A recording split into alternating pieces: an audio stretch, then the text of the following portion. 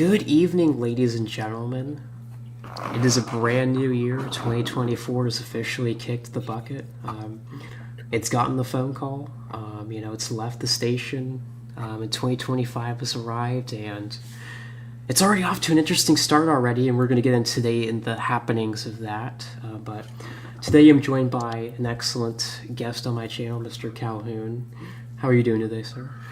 Oh, doing just fine. Had a great day driving back from New Year's celebrations, and glad to join you this evening. Excellent. I'm great to have you. You're a very smart guy, very into the military intelligence stuff, which we'll be getting into later.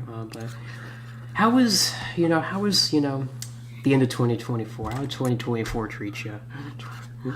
Um, Overall, I could kind of say it was kind of a nothing ever happens year, except for everything happens at the same time.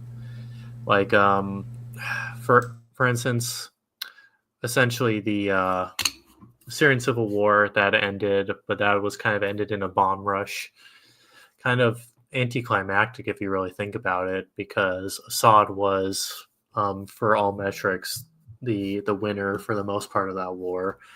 And then this mysterious force out of nowhere, armed to the teeth, manages to completely capitulate the regime in a couple days. So that's a something actually happened moment. But and then Ukraine continues to collapse, and we continue to funnel more money in there. Um, yeah, and then Donald Trump, I guess, won an election. I at this point kind of don't really care about who rules over this crumbling empire. It's just kind of like who is going to cushion the fall, or are they going to perpetuate the decline even faster?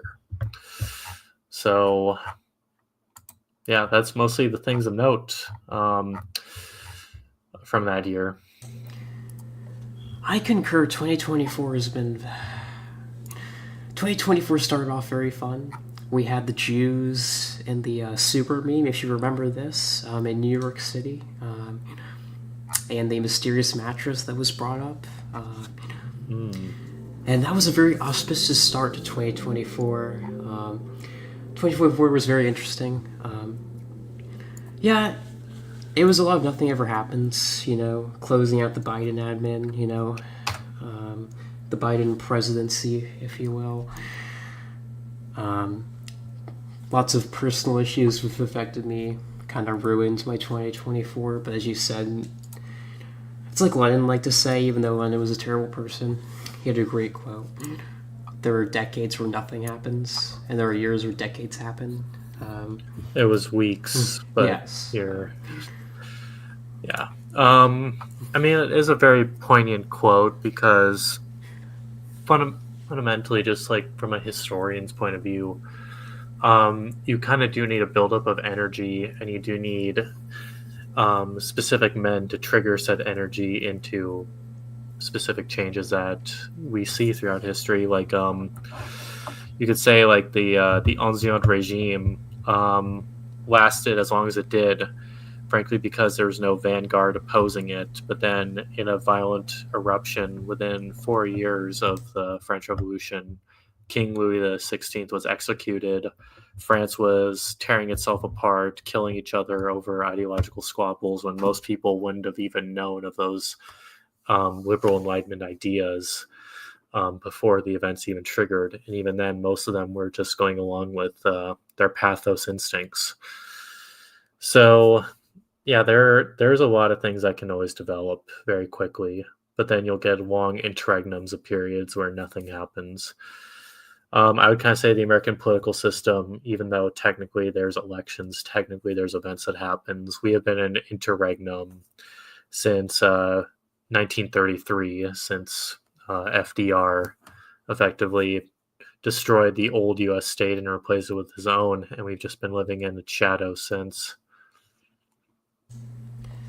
No, I feel like that's very true. I feel like the story post World War II order, post collapse of the Soviet Union narrative has pretty much maintained itself for a while in terms of American politics and the political system. Um, that was kind of shifted with Donald Trump. and the rise of alt-right 1.0, the rise and fall of that movement. And we saw like the old America sort of emerging itself politically again, or at least trying to, like getting serious, like sort of realizing that like things are not great. The imagination song isn't working anymore. That spell is quickly going away. John Lennon's Imagine a world with gay pride parades. People are quickly seeing the fruits of that. 50 years later, basically the country we had, being thrown in the trash essentially for $4 TVs from China and like an open border with Indian tech workers, basically, that you have to talk to every time you want something done. It feels like, and that was basically done like for like so boomers could have a $5 Mexican mow their lawn, basically. Mm-hmm. Well, yeah, it's the yeah. I guess in terms of 2024, technically this debate started raging in that year, but it was over the H-1B visas, of course, which Elon Musk completely went apeshit over it, to say the least. He banned a bunch of people, removed their verifications, and just spurred out on anybody who said that we don't want to import cheap foreign labor to take away jobs from native-born citizens, which, I mean, read into what native-born citizen means to you. I definitely have my own definition that favors only one type of native-born citizen over others. But even then, I would still prefer to see ones not of that shade of skin color receiving said jobs over importing a bunch of Pajits from across the sea. No, I feel like we've been awakened to the Indian question lately. Like, honestly, towards the end of 2024, like we started to really wake up and realize, oh, India is a shithole. Like these people are terrible. We don't want them coming in. Quite frankly, I don't care if like Pajit can work, $9 for like 80 plus hours for Microsoft. He still shits in the street, like that just isn't a fact. Like these people, like there's a reason, and you can like do this yourself. Like go on Google Maps, click anywhere in India, literally anywhere, and you'll find trash and like human excrement on the street, like literally anywhere. Yep, I am very aware of the Google Drop a Guy Down India game. I've played it a few times and showed it to even my father over Christmas, which he was quite amused by that.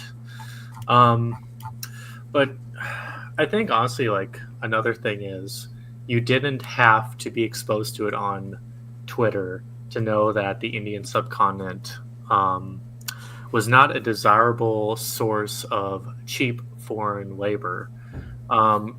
Frankly, if you have even the cursory knowledge of British imperial history, you would have known that a lot of the cotton trade and a lot of the cotton mills were moved out of England proper and moved to India within the British Empire because it was cheaper to turn the cotton and other textile industries, do all the industry and refining there, and then ship it out to the rest of the empire instead of paying native-born British workers to do it in the home isles itself. Oswald Mosley famously had a speech over the globalization and the nature of global capitalism, and how essentially the British Empire is used as a front for international capital to use all these populations across the world as cheap labor. This is very true. We had the great, late Barry Stanton on Twitter, who single-handedly took on a nation of 1 billion Pajits and was winning that war before Elon terminated his account. Also, even from the Vedas themselves, it's been a while since I've looked into the Vedas, but I do remember certain passages talking about like with the comment with the Kali Yuga also came the I believe it was the Dravidians, which are the darker race of Indians, and they were seen as a savage race coming in from the south, invading the Aryan Indian states. And you've seen this gradual takeover of India of this darker subcontinental race from the Aryans that used to control the subcontinent. Which the Aryans, of course, were far more closer to us genetically than they are to the Dravidians, which make them more, and they shared a lot of the morality more of Europeans and um, you could say European religions than any Southeast Asian religion. This is very true when you look at like ancient like images and like text of who the Aryans were. They were not brown people. They were pretty pale skinned and had blonde and blue eyes. So very interesting stuff when you look at it. But I think the bigger issue with the BG question was people just were like finally we had the right reaction against Elon. I think MAGA, even though MAGA has its own problems, we can like criticize the boomers all we want. However, they're all we have right now to work with. They kind of like all unanimously turned on Elon correctly when he was like like throwing his little temper tantrum about wanting infinite Pajeets to come across the border, and H-1B visa workers basically to do coding for $9 an hour. Yeah. I think actually of all people, Sam Hyde actually. Did you see that 45-minute message he sent to Elon that he released, where he actually put it into great words. I would highly recommend people to watch it. I didn't even watch all of it. I've seen clips, but the few clips that I did watch, he talks about like how Elon is just perpetuating this nature of capitalism, where capitalism is the culture destroying spirit, the first road towards Marxism, because naturally when you disenfranchise your own native working class, where are they going to turn to? They're going to turn to groups like the Marxists, because they're actually promising to value their labor again, to not essentially displace you with foreign workers. At least the old Marxists, like the modern Marxists, are not. You could say they are the lumpen proletariat, as Marx would complain about. This is very true, actually. Sam Hyde had the best unironic analysis, and like if Elon Musk is watching this show on YouTube, which I doubt, he should definitely consider Sam Hyde's words here, because Elon could still turn. He could still, turn from his ways about, shilling for Pajeets and come back to the light.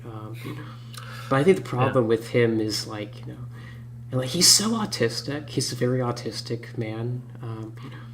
The problem is all he cares about is line go up essentially. Mm-hmm. He doesn't care about nation, like the deeper symbology and spirituality of man. He just sees everybody as an economic producer, and fair enough. He's the world's richest man for a reason, right? And those people are always going to exist. But the problem is when you prioritize line go up over everything, you're left with nothing. You're left with the gray goo ooze of people who are working 80 hours a week for $9, and you have overcrowded cities with people who don't speak your same language, have no culture in common, and nothing works. Yeah, what's also very ironic about something about Sam Hyde too, he's literally looks like Vladimir Lenin. He has the look down. I was gonna say he looks like Leon Trotsky. I mean, that video. not Lenin, Trotsky. Yeah, but I was even getting mixed up. I'm tired. I just drove 5 hours. But yeah, the Leon Trotsky look. I was seeing that on Twitter the whole time. But I mean, Sam Hyde also made a good point. The right, well, especially the MAGAtoids, they don't realize what they do. They embrace every single person who's disenfranchised by the left. You got to remember this, guys. don't have short-term memory loss, or Elon Musk was part of their coalition at one time. He is still an oligarch.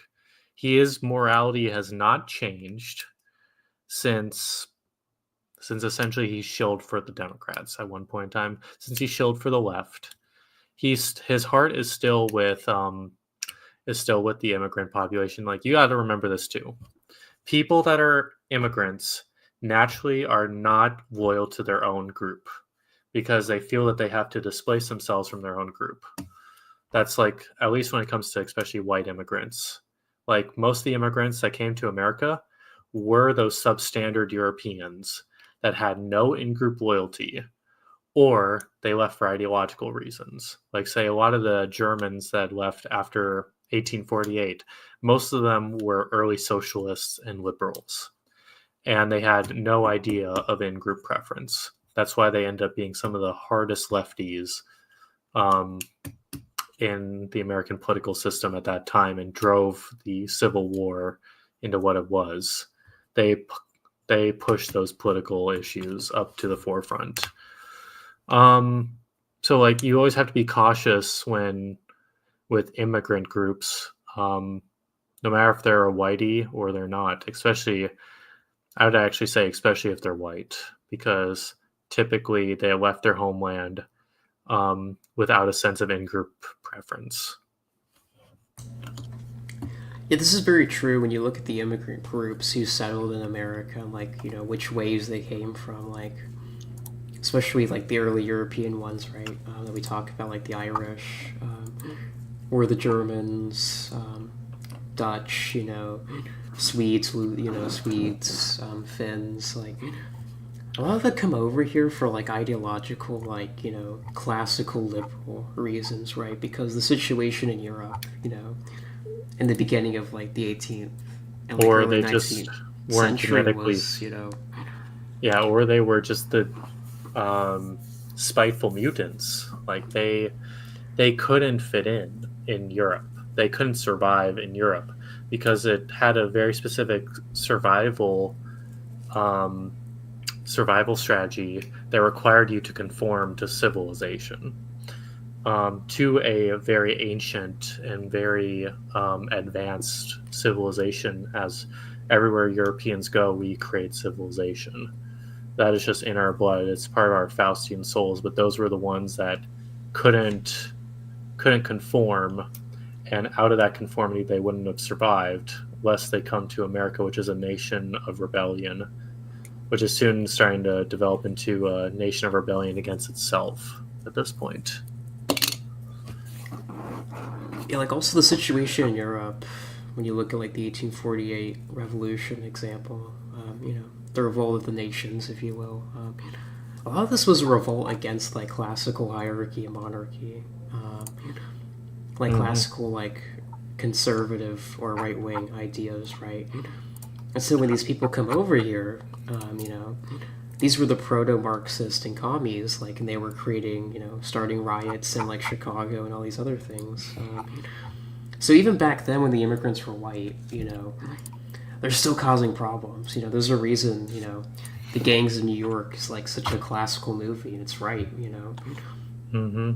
It doesn't matter, like, in a sense, like, and it's different when it's like a small group of immigrants per year, only like a select few, and you're the absolute majority in the nation. But the problem is when you just have like unlimited of them just pouring in, and they're changing the demographics. It becomes a civilizational issue, and like the civilizational issue, and like your society can't function or do well in that situation in America is feeling the brunt of that right now, as like it's trying to come to grips with this, like, nation of immigrants lie that's been like forced upon us for like, almost 100 years, like, and its fruits, like, bearing fruit now with people like, Vivek, disgusting Pajit that he is, getting up there and saying, America has always been an idea, and that's why that like we should like let hordes of Indians come in here with H-1B visa workers because productivity will increase by 0.10 widgets per hour. Like there is no American like Disney. There is no culture here. So it is like the problem of identity. Like, what is the identity of the American nation? Fundamentally, it was founded as an essentially a liberal Anglo-Saxon nation. In fact, the founders, I don't, I don't worship them. I frankly despise their ideas. I don't agree with them, but I will capitulate like what they were trying to do, and essentially what their goal was to create this Anglo-Saxon state that embraced essentially the core English, you could say, English liberties mixed with Enlightenment ideas of liberalism. And as soon as you allow the first ethnic group that doesn't share even that method of thinking, like the English, specifically more like the East Anglian English that think that way, you are introducing an alien group that cannot even grasp your concepts. Like, say, you introduce Germans. Fundamentally, we have a different dispensation of soul. We have a different way of approaching life. Even our language is structured differently. So you introduce that in, and you try to convince them of these very specific things and try to make them conform to Anglo sensitivities, which a German and Anglo is not far apart genetically. It's not like you're displacing them in terms of genes by very much, but you are introducing a different nation into the nation. And then you have to abstractify your identity out. Okay, now it's for all Europeans, or at least for Northern Europeans, the Germanic Europeans, and the ones that can essentially have the IQ level to use abstract reasoning. But then, okay, you invite the Italians in. The Italians, who are a Mediterranean race, they think entirely different in terms of the Germanic race. That's even why the Guelph and Ghibelline wars were fought, and the Holy Roman Empire was eventually expelled out of Italy, was because of this fundamental difference between the peoples, and forcing them to be together in the same state was not feasible. It's so many issues that they couldn't comprehend. Well, they could comprehend, but then subsequent generations abstractified it out farther and farther until they abstractify themselves into oblivion. That there is no set standard for what is an American. Now it's a Pajit straight off of the, I don't know, little Ganges dinghy that they rode down the Pooh River. It is Hindu garb, yeah. Yeah, he's as American as a wasp whose family had been there since the Mayflower, which is a completely absurd statement if you were to apply it to any other nation. Like, what is a Russian? A Russian is a racial Slav who is specifically of the Rus nation. They are distinct, ethnically definable people who monoculturally control a vast swath of land that does incorporate other ethnic groups, but have to submit to the Russian identity. And the Russian ethnic group is still the predominant ethnic group in which the state favors. So it's there's an example. Same with Germany. Technically, Germany wasn't homogenously German even at unification. There was a very small Slavic group in what is today Saxony. But those Slavs had effectively been Germanicized to the point they're a very small minority where they're not going to disrupt the culture of the German race, essentially, within the German nation. But if you're going to import, this was also a problem, was the importation of Polish labor in the German Empire. That would eventually lead to a lot of workers' revolts that were mostly done by Polish Jews and ethnic Slavs that were within the German Empire, and then later the Weimar Republic. That's why there were complaints by certain parties, you could say, about Slavs, was because they were taking German jobs. And I think that's the big critique about this, especially regarding Elon Musk and the Indian H-1B visa thing, is especially when they see retarded crap like, there's not enough talented Americans here. When it's like there's tons of talented white people, you're just not hiring them because the regime tells you not to, basically. Like by law, basically. Yeah, and then the law only can stretch so far. Like, Elon's own platform disproves that statement.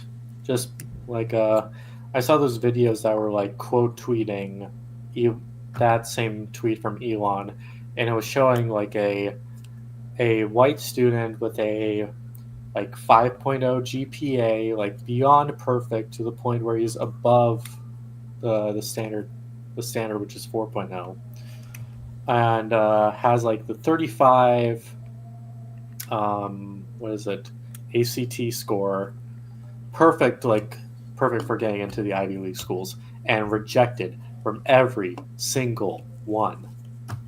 It's not a thing about competency.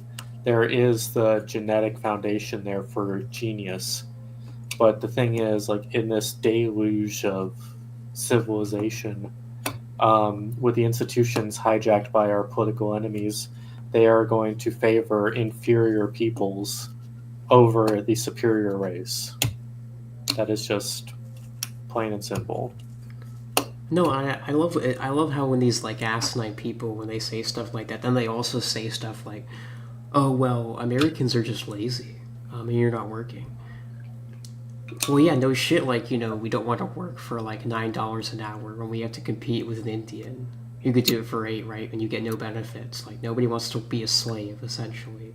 Mm-hmm. Americans are not slaves. We're actual men, classical men of the West, and that's the reason why they want to import Pajits so much. Like, and you can apply this to any other group, especially Pajits, because they're just so disgusting, viscerally disgusting. That's why the reaction against them is increasingly becoming hostile. Yeah, so and there's just so many of them. Yeah, it's like there's a statistic. Like, if wage would have followed inflation, I think they used the average like general labor for a construction company in 1970 made, I think it was $8 an hour, but that's the equivalent of 40 today. Every white man, if they were making $40 an hour on the construction site, would be lining up for those jobs. You could actually sustain a family off that wage and live semi-comfortably. But no, they choose to gouge our wage by importing cheap labor. And it is a betrayal of the nation. Like, this is what develops, you could say, their own antithesis. This is the contradiction within capitalism. Endless growth, unlimited resources. They want to continuously stretch the amount of dollars that they can make while expending the least amount of money and resources to do it. And when you get that, you're going to naturally try to decrease cost in certain areas, and the typical one is your labor. Well, yeah, it's like it's like whenever Ford like closes a plant down in the American Midwest, and like thousands of Americans lose their jobs and they move to Mexico. The reason they do that is not for quality. It's because the average Mexican will work for $3 an hour and gets no benefits. It could be worked to death essentially. And there's another one to replace him, right? But like the American worker like expects a good salary to pay for a family, to pay for a house, like it requires actual benefits. Because we're civilized people. And that's the reason why these corporations are doing this. Yeah. And it's also like the quality control thing. So like I remember this great video essayist named Vertigo Politics, and he had a very poignant video that the European race is the only ones that have a high IQ, pack hunter coordination, and testosterone high enough to achieve greatness. He had like another point to it.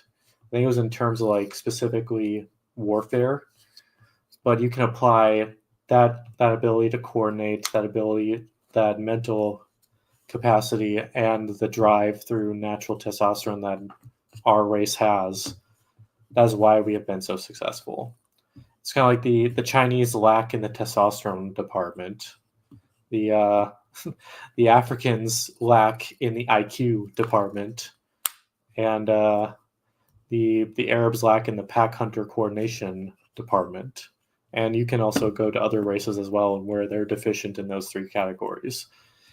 But that's a way that you can divide mankind as well. There's many ways through anthropology, which is also a neglected subject today. Yes, clearly the regime does not want that to be elaborated, which is why they make it basically illegal to Yes. question this stuff or do any studies about it. And whenever you do, like, you get banned, censored, debanked, and usual sort of thing. Yeah, or essentially, you have to use as much intellectual language as possible to make it unaccessible to the normie.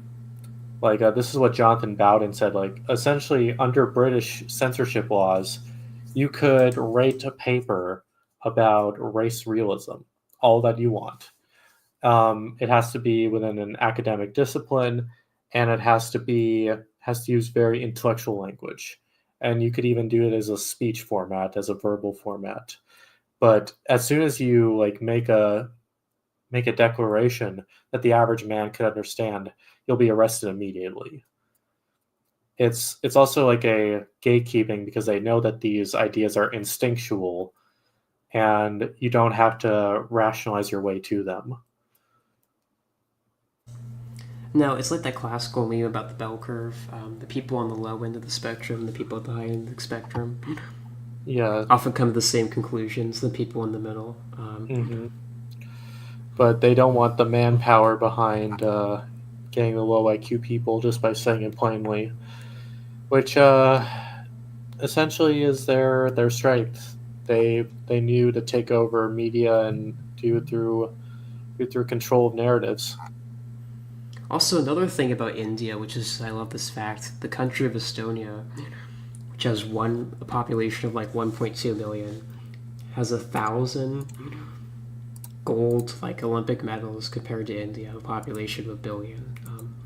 So you tell me about like which country has more quality people, and this is the same the same people who are telling you we need infinite amounts of these people. Which is why it just is so laughable on its face whenever they, go on these like little, these rants, essentially justifying your replacement, right? And like economic, ruin, so they can make more money, right? Or their corporations can make more money. Yeah, it is just you don't even need to use those statistics. I would say those statistics help make a point, but fundamentally, like, going off instinct, like who is like clearly the more fit race. Like, you can just see it. Like, it is physiognomy. You look at the average European man, European woman, especially from like before the deluge of Europe from 1939 to 1945, when Europe still had a great genetic fitness before all the best genes were killed off, and they're just struggling to recuperate now. Also, you could say before World War One and before the wars of the French Revolution, whatever date you want to set it to, you can clearly see the superiority, and you can still see the glimpses of it today. You can see it like in the great athletes that compete in the Olympics. You can see it in those that just aren't fat as well. Like, that's those that aren't pumped with seed oils to clog all their organs of their body. This is definitely like some of the more esoteric people on Twitter have made this great point about grip strength by race and country, and India's like on the bottom of the spectrum, absolute bottom. And it really makes you think about why they want these people to come in. It's not just for the cheap labor. It's not just because they hate you, which are both obviously true. It's like, these people are perfect, like, to use this term, on YouTube, like perfect wage slaves for a certain tribal group, which has extreme amounts of influence in America. They're perfect. I mean, and that's the reason why. Yeah, they are a docile people. Like, that's even the British even realized that, like, there were a few amongst them that weren't docile, but overall they are one of the most docile races in the world. Oswald Spengler also, like, he wrote about that when he was comparing civilizations in Decline of the West. Like, in the way that Indians even perceive time, because they're a docile race, they don't really even perceive the passage of time the same way that we do, because they are just stagnant. There is no like end horizon for them. There is no goal to achieve. So that also makes them great slaves, because, like, what's the point of revolting if you can't even conceptualize anything beyond what you currently are?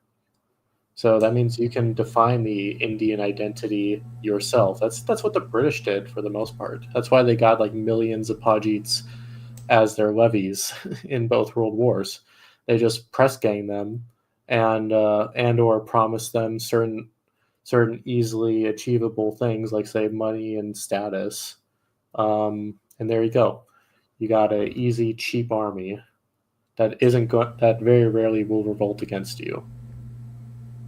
No, and it tells you something that the UK, which had a military presence of India of like 80,000 troops or 100,000, can Mm-hmm. easily control a population of like hundreds of millions at that point, easily without much problems. That tells you inherent differences are very much real, despite what the left will tell you, or mainstream academics.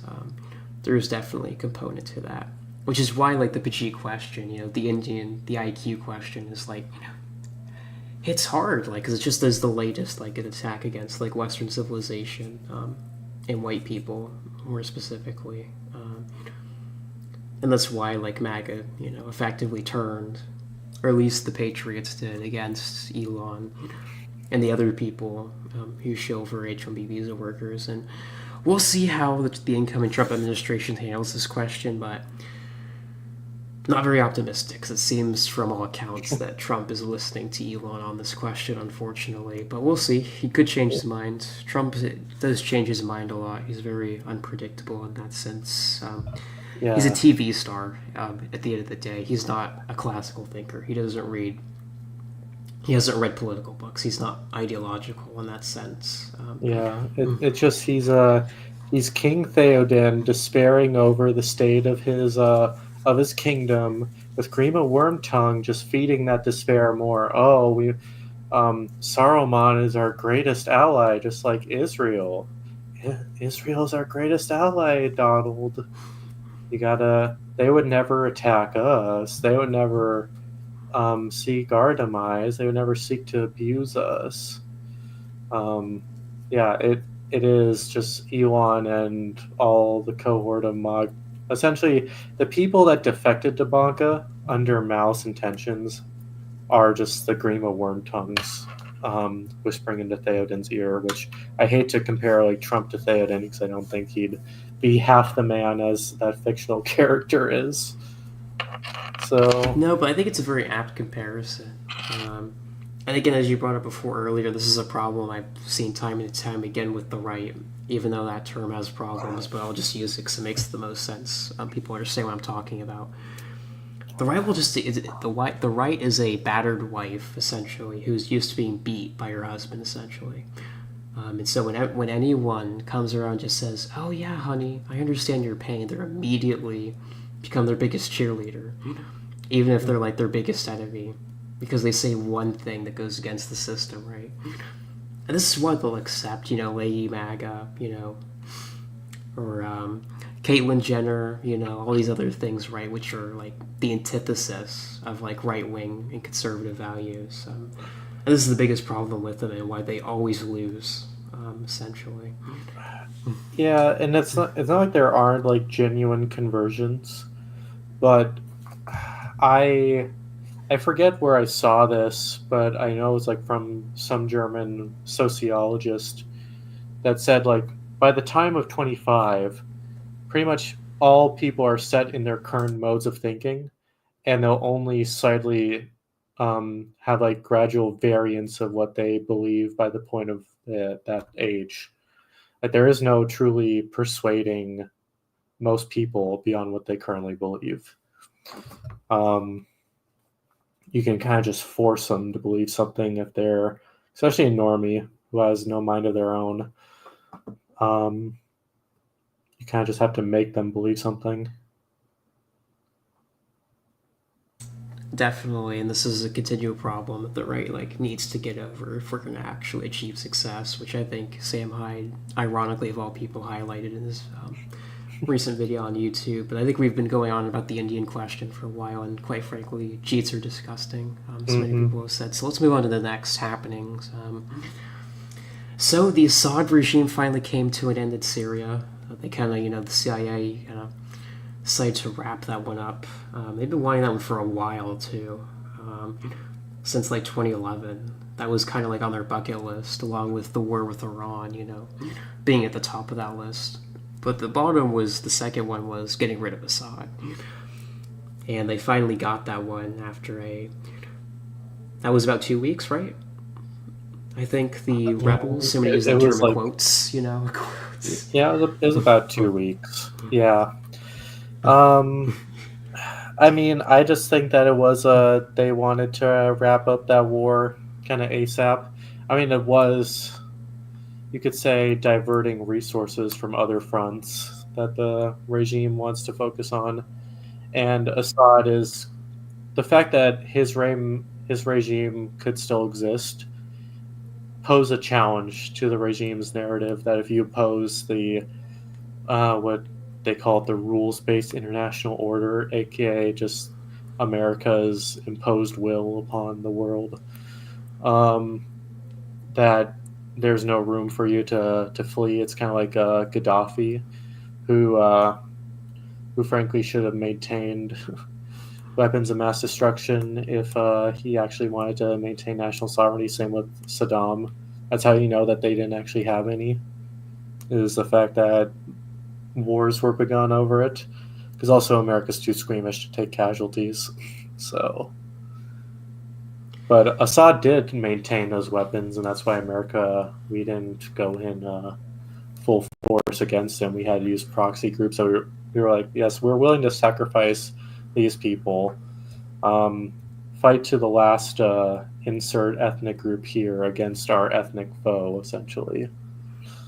No, and Syria's been an interesting one. I mean, the CIA has been using the Kurds and other groups and proxy forces, and then there was that whole thing with ISIS that we kind of helped fund along with our greatest ally, quote unquote, in the region, which caused a ton of destruction of monuments, ancient history, all in an attempt to get rid of Assad, basically. And the State Department, under John Kerry, admitted that as a fact. So I think they were really itching to get that one finished, especially, as we'll talk about in a minute, the war in Ukraine seems to be wrapping up and not going in the deep state's direction that they want.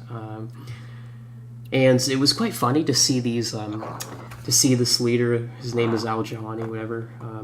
He's basically the Arab Zelensky in every single aspect. I loved when the New York Times quoted saying that we're a diversity-focused jihadist group. Syria's greatest strength is diversity, quote unquote. Yeah, that was I remember that speech that he gave to, I forget what news agency's journalist. It was CNN. Yeah, okay, CNN. And he's talking to, a woman. Supposedly this guy's a jihadist. So that already doesn't make sense, but it sounded like it was just a script handed to him from a poli-sci professor at some Ivy League university. There was nothing organic there, and nothing that a man of his beliefs would reasonably say. And things say Islamism just means the building of institutions, lines like that.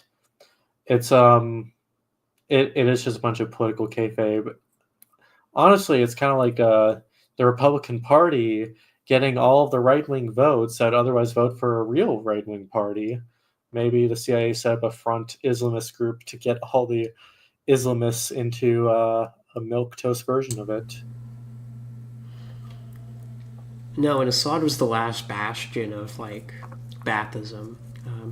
Saddam being the other one, and like secularism. But basically, what that is my friend Thomas 777 likes to say, is basically just code word for National Socialism, Mm-hmm. except in the Arab sense. And that's basically what it was when you look at its governmental system under Assad.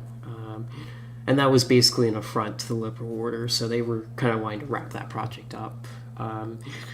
And they did successfully do that, unfortunately. And Assad was forced to leave the country and is now in Russia right now. And right after that happened, we saw Israel immediately advance and claim more territory in the Golan Heights. Turkey advanced to take over more territory. So interesting to see how these things play out here. As the deep state like got what it wanted, but is Yeah, that going to be good for America in the long run? Of course not. It's going to cause tons of instability and chaos, which is part of the reason I think why they but push these wars. so like another thought is like they kind of want to put genies back in the bottle of dangerous political ideas. And what has been a major political strain in the last like 2 decades, especially, it is the immigration crisis into Europe and America. Especially for Europe, it is the Syrian question, which is driving especially anti-American right-wing politics. And also, there's like a few instances like there's a party that split off from Die Linke, which is the left party, which effectively took over from like the KPD as the main left-wing party within Germany. But it's very much more like the shitlibs of America than traditional Marxists. But essentially, they split off fairly recently. I think it was like earlier this year, and formed essentially a, I'd say like a national Bolshevik party. Like they're a workers' socialist party, anti-immigration, but like left wing on like all the typical Stalinist things. Um, Essentially, just a traditional Marxist, I would actually say, because traditional Marxists were always anti-immigration. But even they gained a lot of traction. I think the Linke was excluded from the parliament in certain German states like Brandenburg, Saxony, um, Thuringia as well, where previously they held many seats, but they didn't meet the threshold cutoff because that alternative party took like over half of their votes. Now the Linke Party is like made up by immigrants mostly. And there's even like a paraplegic African who was like trying to say diversity is our strength on stage, but like he couldn't even talk because he was so paralyzed. It was a complete joke. That's very ironic, honestly. Yeah. I like every time they say that line, "Diversity is our greatest strength," which is obviously retarded on its face. Like what comes to mind is like this Chinese military study where they look at diversity in America and conclude it's a massive strategic weakness they can exploit to Mm-hmm. defeat America on the battlefield. And like when you look at any country which has diversity, it's always a weakness. Everywhere you go, like essentially. So like, in Russia, they have diversity in the Caucasus, and in like the steppes, right? And those people are great like cannon fodder to be used in wars, but in peacetime, they can create a lot of problems. And that's why Russia had to fight 2 wars over separatists in the Caucasus, right? Like Mm-hmm. again, these things are not a strength. They're a weakness. Like there's a reason why the State Department in Israel, when they look at war with Iran, which is their top goal, one of the main strategies they want to use is exploiting Iran's diversity, right? Because Iran is not one singular ethnic group. It's Persians, Arabs, Kurds, which are the CIA's favorite proxy group, Azeris, Baluchis, right? Because all these other groups could be used as like separatist and pawns, right? against like the Persian core, essentially, who make up a slight majority of the country. Because like geography would mean that a war with Iran would not be easy at all. Very Yeah, costly. I mean, like, it's kind of like a stated versus revealed preference. Stated preference is the State Department is for diversity, equity, inclusion. They are for all these abstract liberal ideas, but their revealed preferences is they are some of the biggest race realists in the world that understand racial and ethnic dynamics that divide peoples from one another. That is a classic exploit of the State Department. Like literally, look at Euromaidan in Ukraine, where they, I mean, it's like very debatable if the Ukrainians are a separate ethnic group. Technically, there's a slight genetic differentiation, but I wouldn't go to the extent of saying they're a different ethnic group from the Russians. Um, but they managed to create that into a vague ethnic identity that is just more lingual than actually ethnic. Um, yeah, the State Department is the ultimate race realist in the world. Go figure. Yeah, and of course it's the ironic thing whenever they push the, it's like that classic meme: diversity for thee, but not for me, right? Mm-hmm. Essentially, it's not even for their benefit necessarily. It's for the other ethnic group, which is actually in charge of America, and they're just the ones like enforcing their edicts, It, essentially. it's what Iran calls the little Satan behind the great Satan. Yes, essentially, and I think that is very apt for America's current situation. So rest in peace for the Assad show. It was very fun. 50 years of Alawite rule in the country. Well, and also like another thing on top of that is, of course, um, I hate I hate people in America that call themselves Christians because they are the most detrimental force to Christianity in the world. Like especially Damascus is one of the most ancient. It's an ancient city that predates Christianity by thousands of years. But at the conversion, at the time of Christ, Damascus was a major center for the development of early Christianity. Um, and same with that entire region. And slowly, the Christian population have been under a gradual decline, effectively a very slow genocide. And that is only going to be accelerated with the fall of the Assad regime. Because, like it or not, Assad was a secularist. He didn't care about religion because he himself was even from a religious minority, the Alawites. So he needed as many minority groups that were to be allied with him against the Arab Sunni it's not even a majority; it's a plurality within Syria.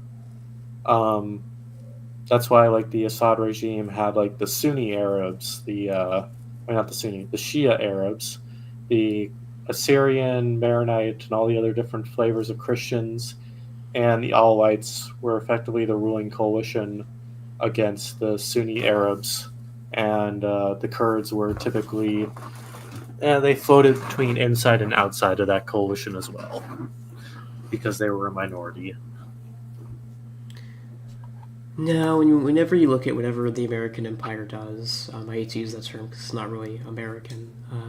It's something else, something more kosher. It's always to the detriment of Christians. So whenever, prime example of this is when we invaded Iraq in 2003, right? Before we invaded in 2003, Iraq's Christian population was at 20%.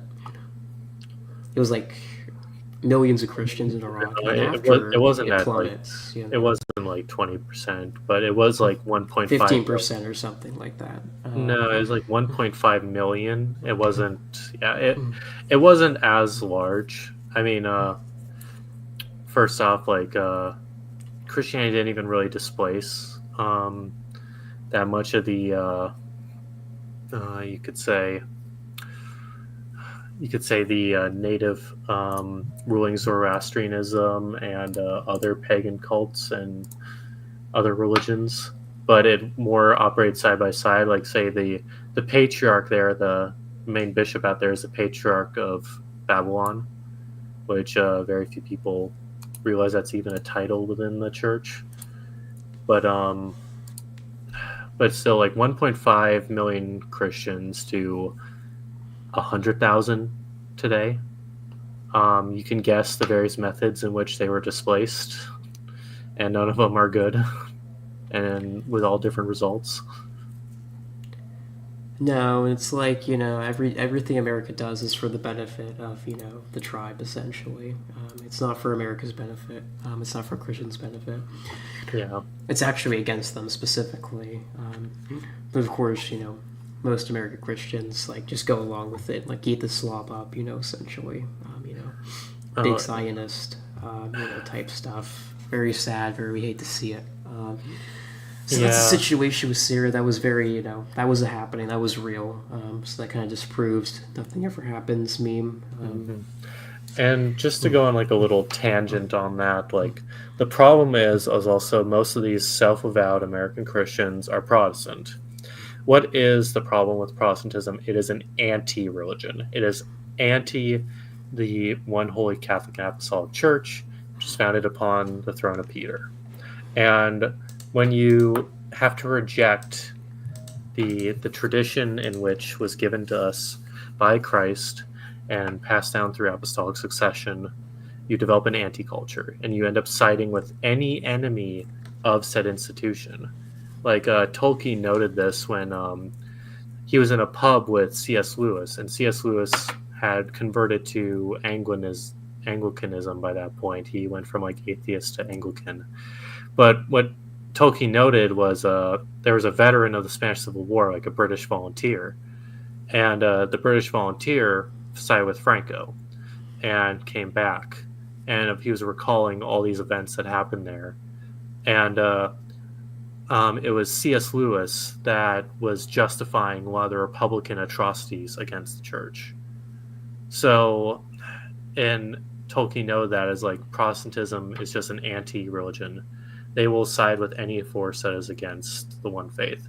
So when American Protestants unironically support their worst enemy, which is Israel, whose people killed Christ and is still guilty, his blood is upon their hands, they will literally side with the enemies of Christendom. It's same with like the Protestants siding with the Ottomans at various points of time, like say the Russo-Turkish War. That was also then renamed the Crimean War because Britain declared war on Russia to essentially prevent them from destroying a Muslim empire to liberate the Christians there. It was just so many betrayals. And there's other points in history where Protestants sided with Muslim powers against the Catholic world. So... and just stabbed in the back their fellow Christians, even ones that aren't Catholic, like the Oriental Orthodox in the Middle East, and those other Eastern Christians that have been there since the time of the apostles. Yep, whatever the American Empire acts, it is always to the detriment of Christians, especially in the birthplace of Christianity, which is very sad, and you hate to see that. Mm-hmm. And that was the big story for a while, and then things sort of petered out, and then we kind of finally finished with the Indian controversy with the end of 2024, and now we've kind of moved into the start of a new year, and already we've had Muhammad and his truck of peace in New Orleans, out of all cities, weirdly enough, a Mohammedan to drive his truck bomb through there, but I rest my case. Do you know what happens? Now 12 Americans are dead. Yep. And he was waving an ISIS flag. He had it mounted like rednecks mount the American flag on their trucks. Just as American as apple pie. Yep.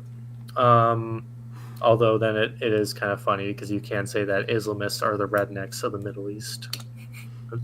They're the Bantus, like Sunni Arabs are the Bantus. Yeah,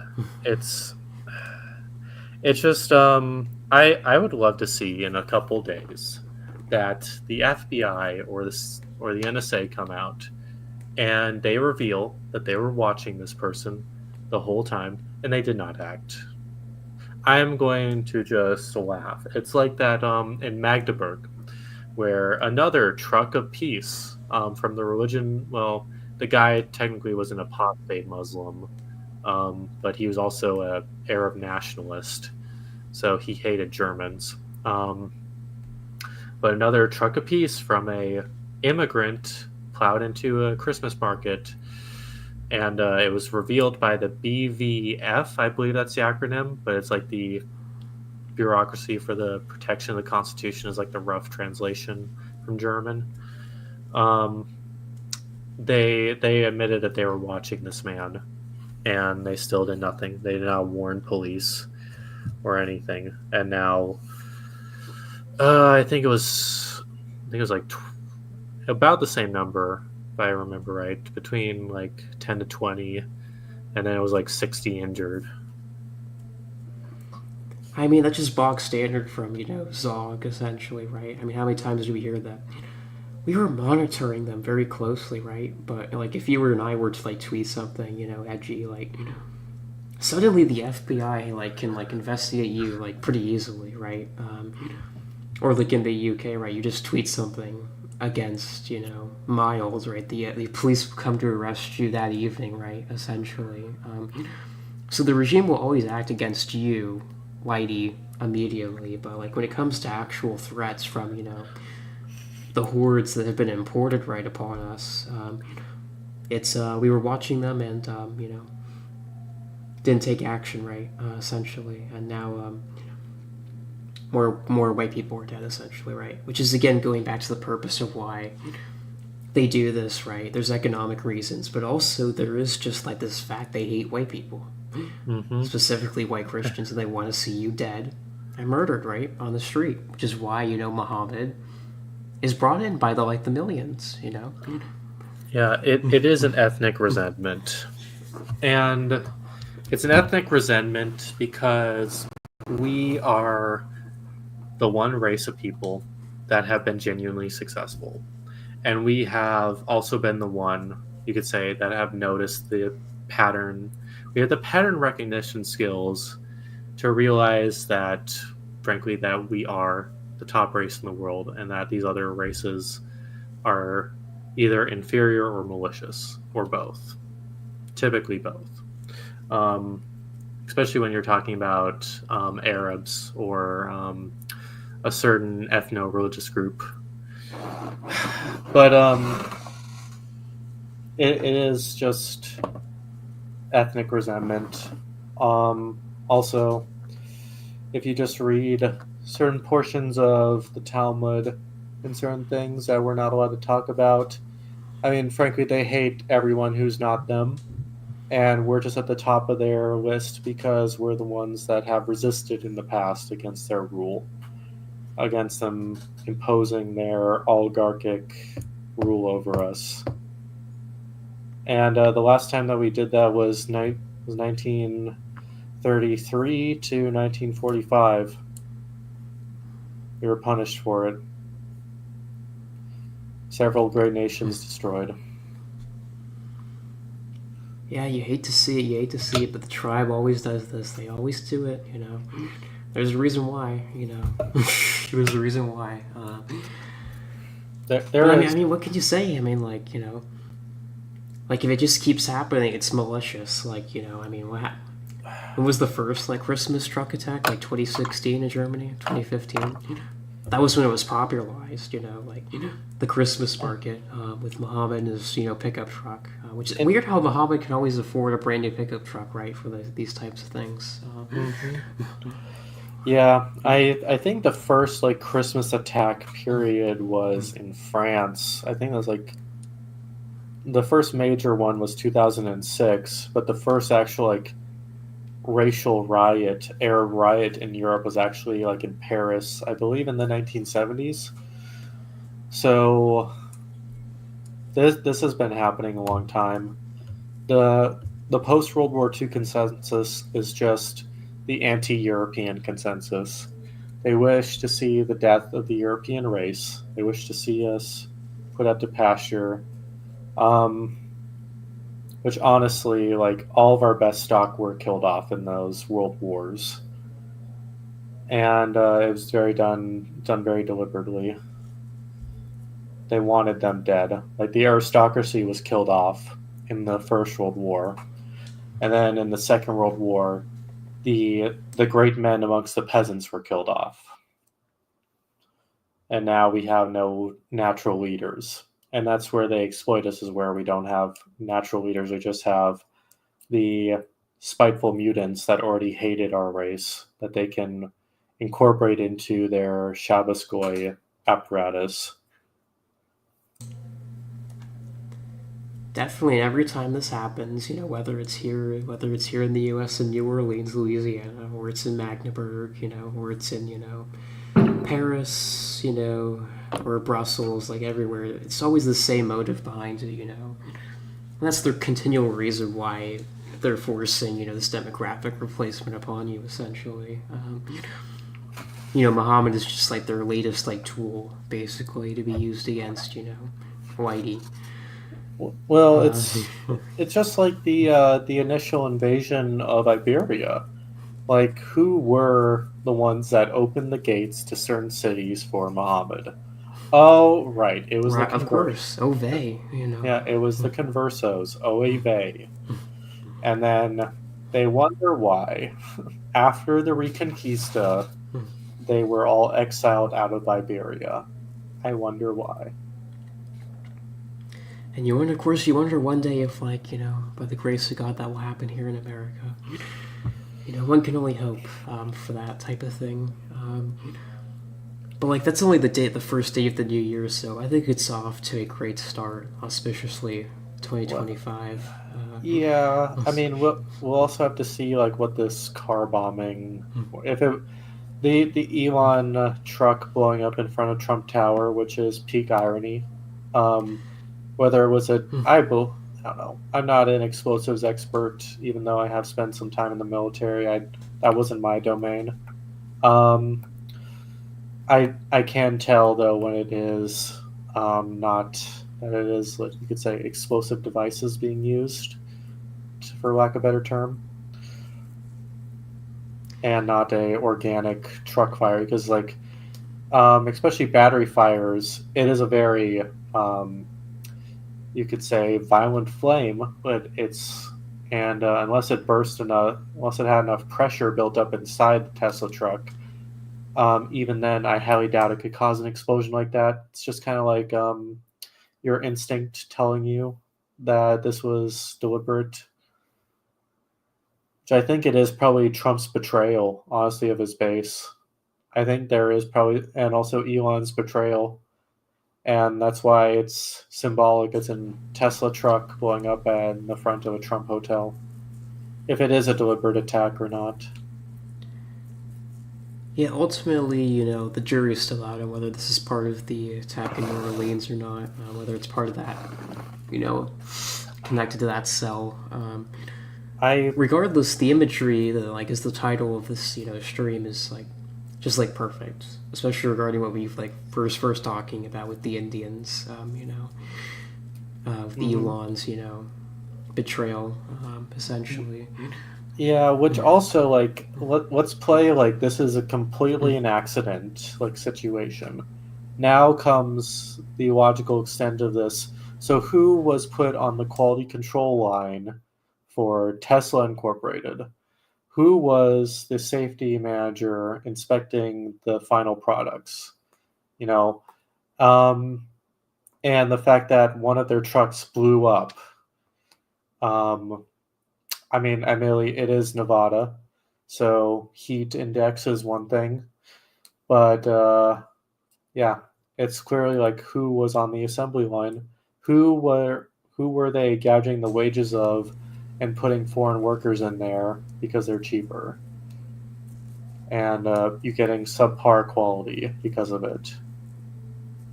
I think the average price of a Cybertruck is almost $100K. So yeah. Mm-hmm. Well, and then like think about things in the past. Like why did things run so smoothly? Like at relatively speaking, because you had a bunch of autistic white men designing these things as engineers, and a bunch of hardworking white men on the assembly lines of factories. This is why like those old Ford pickup trucks that will like run forever are a thing. But then you get a new Ford pickup from Mexico, and it breaks down right out of the dealership. It's a it is a it's a quality and competency between the different peoples. There is a distinctness between their abilities that is not allowed to be said, and frankly, the capitalists don't care because they sold you the truck, sucker, and now you have a subpar quality thing that you're going to have to bring in to them to fix every few months. Exactly. I think we were kind of on a tangent there about the Cybertruck. I think the symbolism is just it's perfect. Obviously God has a great sense of humor with this. But like getting into the new year, let's get into predictions here because like this is already it's the past now, so we only have the future tomorrow to look forward to. So what are your predictions, major predictions for 2025, Mr. Calhoun? Um, I guess my biggest prediction is I would have to say that the war in Ukraine is probably going to end. Whether it's a negotiated settlement or whether it's a complete dissolution of the artificial state, which is called Ukraine, is yet to be seen. But I definitely do believe that the war itself will end. Mostly because of the situation on the ground for the actual army. Because currently the Ukrainian army is going through a conscription crisis. It's kind of like the last scene. Well, not the last scene. The first scene from the movie Waterloo, where Napoleon's marshals are marching into the Palace of Fontainebleau after they've. I probably mispronounced that. I'm awful with my French, but they march in and they bring the terms that the Allied forces of the Sixth Coalition, the coalition armies, laid out for Napoleon, where he must surrender. He must abdicate to bring peace to France. That there is no negotiating. There's no just a return of lands to the coalition partners. Just it requires abdication. But and he goes on this tangent that they won't abdicate. That they need to mobilize more men. They'll retreat to the Pyrenees, down into Italy, and just as marshals interrupt him and tell him that there are no more men to mobilize. That is kind of the situation of Ukraine. Zelensky is a pathetic, effeminate, and Jewish version of Napoleon in that case, screaming that they need more men. They're going to train men on the march. That they can retreat here and keep up the fight when everyone knows that the war is lost. Most of the units in the Ukrainian army are paper tigers. They only exist on paper, and their actual manpower is negligible to null. So their ability to actually resist the Russians is like not there. They are losing ground right now, and in a very steady rate. Like the Russians are doing a very um, steady advance, but not a blitzkrieg style because that's just not their intuitive way of fighting war. They always like to draw it out and win the war of attrition and through war of resource as well. Um, so yeah, that's why I predict that. Also, the fact that just Ukraine doesn't have even basic munitions anymore. It's a lot of reasons, but mostly just the state of their army, because their army is actually the only thing keeping Ukraine alive at this point. Definitely, I concur. That is one of the major predictions I have for going into this year. Either as soon as Trump takes office, like the first month or second month, I'm predicting the war will either end to be a negotiated treaty or outright Russian victory. It just depends on how quickly the advance and the collapse of Ukraine's army goes. And as things currently stand on the field right now, Russia is substantially advancing and has overwhelming superiority in all metrics. So the final outcome is just basically how big the Russian victory will be, ultimately at the end of the day. I think another prediction is, as Trump takes office, they'll probably try to crash the economy a little bit. We'll probably see the collapse of either the real estate market, influenced, or a stock market. Sort of the economy, definitely the economic downturn at the beginning of the Trump administration, just due to the 4 years of the quote-unquote Biden administration's policies, and insane inflation rates. So I think we'll definitely see, probably at the very beginning, economic downturn, with things slowly starting to get better as we progress into the first year of the Trump administration. Regarding Israel, that's a very interesting one. I'm going to predict Israel will probably start another war, whether that's with Syria or Egypt. I'm just going to predict that because those people are very unstable and can't make rational decisions, as my friend likes to say.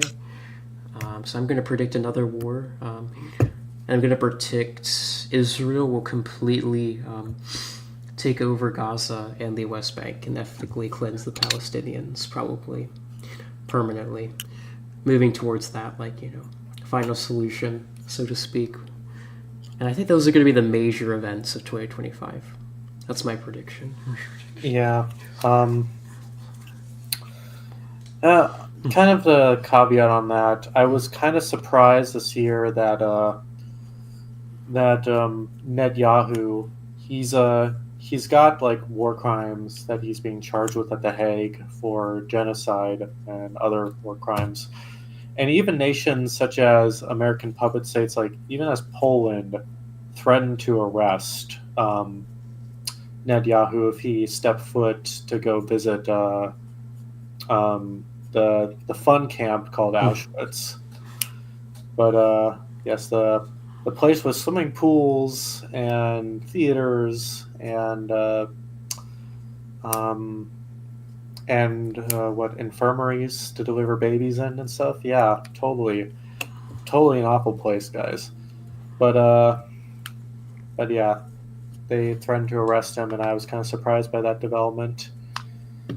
And they just alienate the rest of the world. I think they're just shooting themselves in the foot, and it's kind of like a don't interrupt your enemy while they're making a mistake moment. Let them keep on tripping on themselves. I just hate to see other people suffer because of them for their arrogance. Definitely. I think we are definitely seeing that. They cannot continue this forever.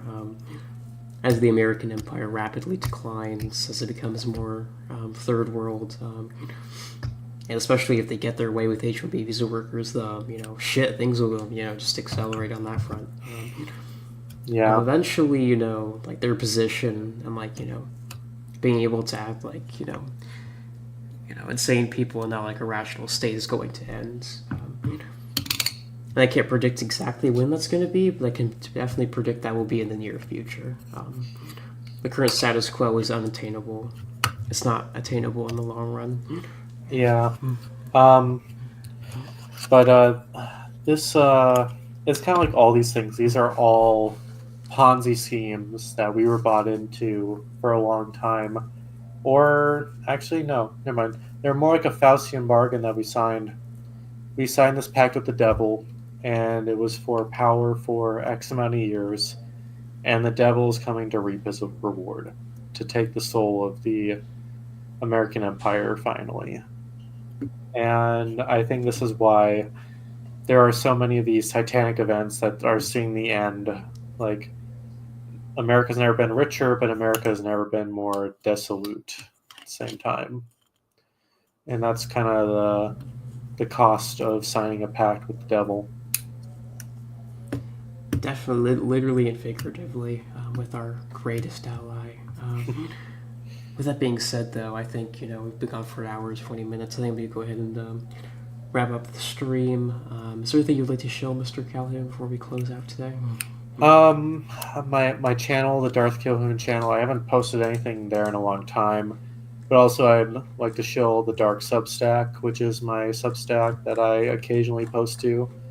Um, I have a few good articles and a few book chapters of a series that I'm writing. Essentially, I know I'm not gonna ever get to the lengths of Tolkien and his ability to create mythology, but I'd like to essentially trying to write a book series of a mythology for what could have been a better world for our people. Yeah, and that's all I have to show. All right, well, if you guys have it, just like follow my YouTube channel. I make excellent content with high IQ people. And if you want to follow me on Twitter, just at American Elitist, you can follow me at the same name on Twitter. And with that being said, ladies and gentlemen, I want to thank you for joining me here today. And I wish you a happy New Year, and I wish you good fortune into the new year. Have an excellent evening, everyone.